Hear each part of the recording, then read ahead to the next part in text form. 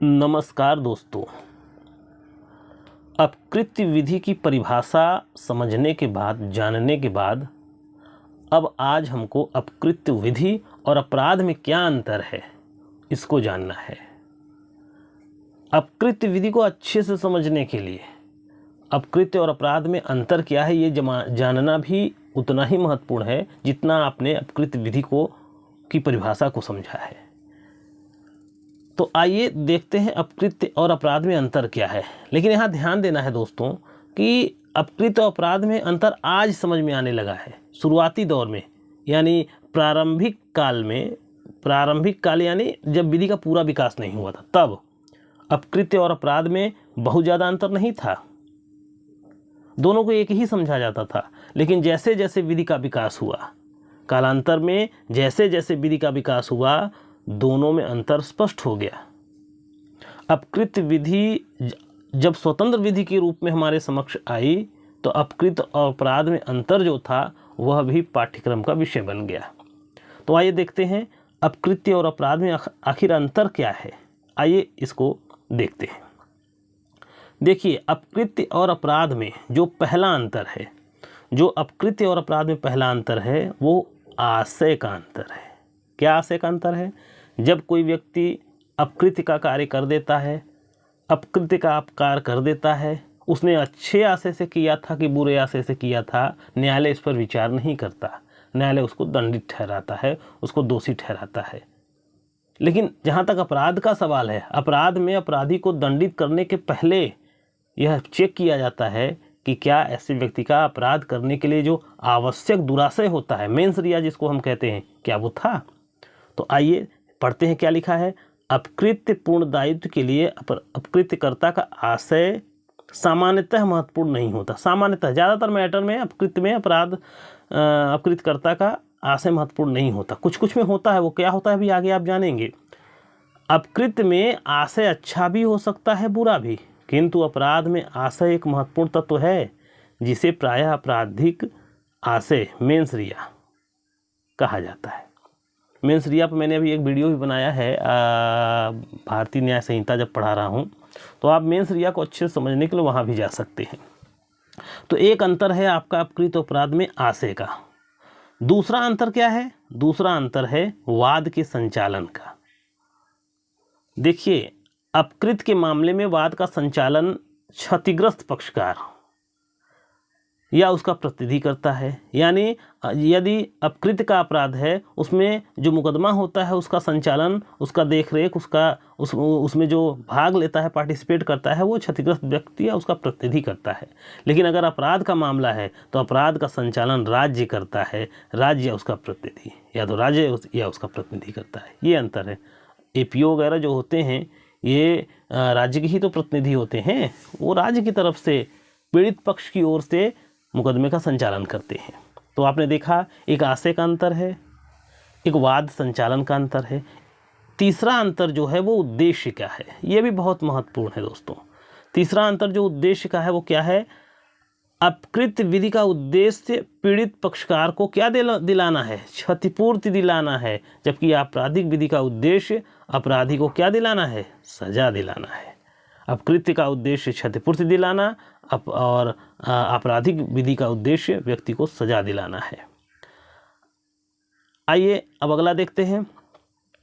अपकृत्य में प्रभावित कौन होता है ये देखते हैं। अपकृत्य से वह व्यक्ति जिसके विरुद्ध अपकृत्य किया है, वह व्यक्ति या उसका परिवार, ये दोनों प्रभावित होते हैं।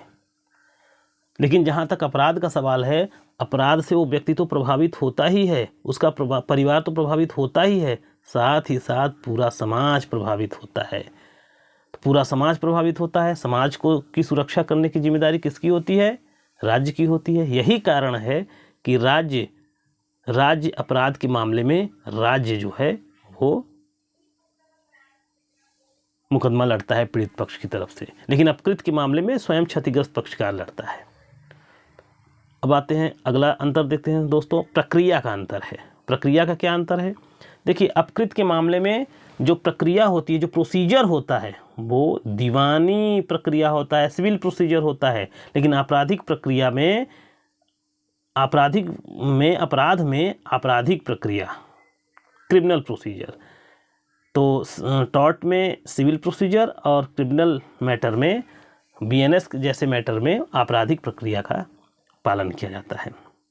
व्हाइट बोर्ड होता दोस्तों या डिजिटल बोर्ड होता तो निश्चित मुझे पढ़ाने में बहुत मज़ा आता। मैं 6 से 8 साल तक पढ़ाया हूँ अच्छे से, अच्छी खासी भीड़ इकट्ठा थी, लेकिन कुछ परिस्थितियों की वजह से वो सब आगे कभी चर्चा होगी तो और अच्छा होता।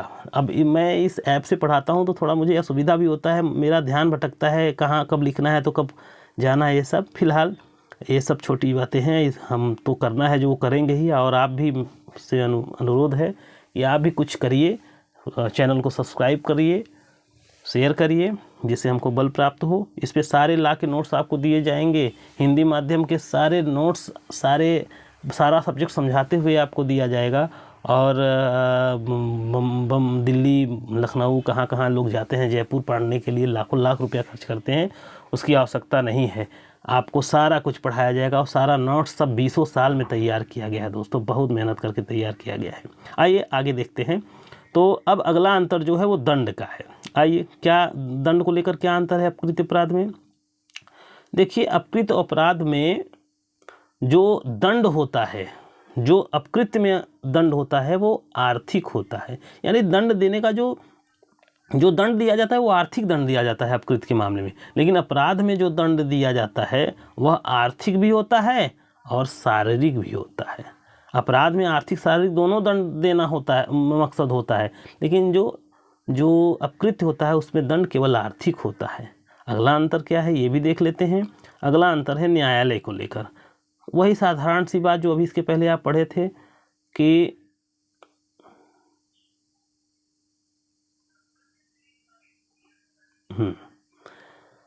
जो अपकृत्य में है, जो अपकृत्य में वाद का संचालन होता है वो दीवानी न्यायालय में होता है, वो दीवानी न्यायालय में होता है। लेकिन अब जो है अपराध का मुकदमा वो जहाँ चलता है उसको दंड न्यायालय कहते हैं या फौजदारी न्यायालय कहते हैं, वहाँ चलता है। अब आगे देखते हैं वाद की वापसी। देखते हैं वाद की वापसी का क्या स्थिति है। अपकृत्य का मुकदमा समझौता करके किसी भी समय वापस लिया जा सकता है, यानी अपकृत्य में समझौता महत्वपूर्ण कारक है। किंतु अपराध जो होता है, अपराध में आपवादिक स्थितियों को छोड़कर मुकदमे को वापस नहीं लिया जा सकता।